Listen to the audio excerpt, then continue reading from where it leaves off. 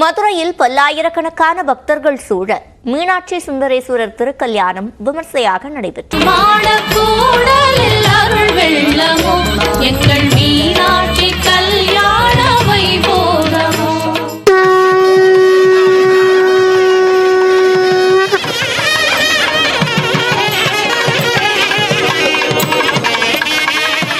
மதுரை மீனாட்சி அம்மன் கோயிலில் சித்திரை பெருவிழா கடந்த 12ஆம் தேதி கொடியேற்றத்துடன் தொடங்கியது.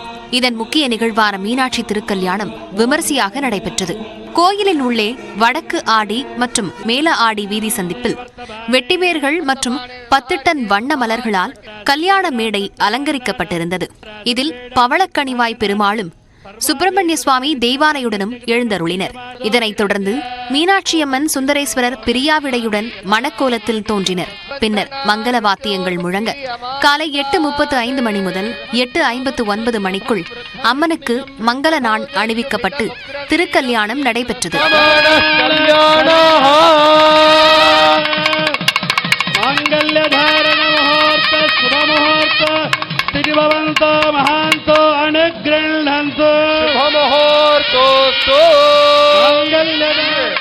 மணமக்களாகி மீனாட்சி சந்தனம் அணிவிக்கப்படுகிறது. ஓம்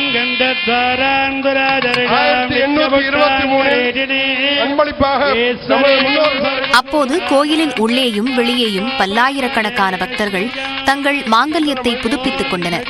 இதில் புதுமண தம்பதிகளும் ஏராளமானோர் பங்கேற்று வழிபாடு நடத்தினர்.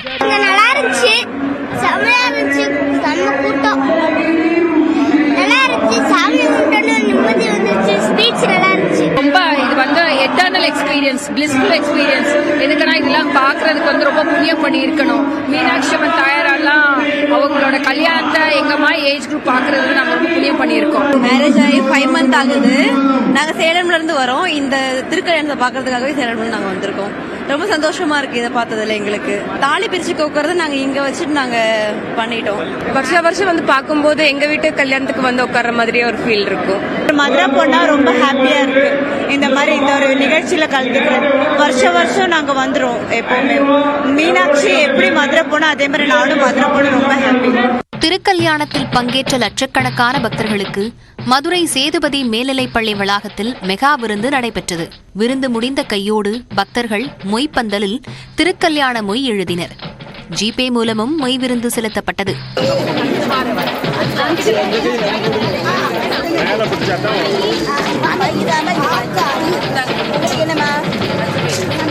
மீனாட்சி திருக்கல்யாண நிகழ்வையொட்டி மதுரை முழுவதும் விழாக்கோலம் பூண்டுள்ளது. அம்மன் கோயிலை சுற்றி சுமார் 3000 போலீசார் பாதுகாப்பு பணியில் ஈடுபட்டுள்ளனர். மேலும் தீயணைப்பு வாகனங்கள், அவசர ஊர்தி உள்ளிட்டவை தயார் நிலையில் வைக்கப்பட்டுள்ளன.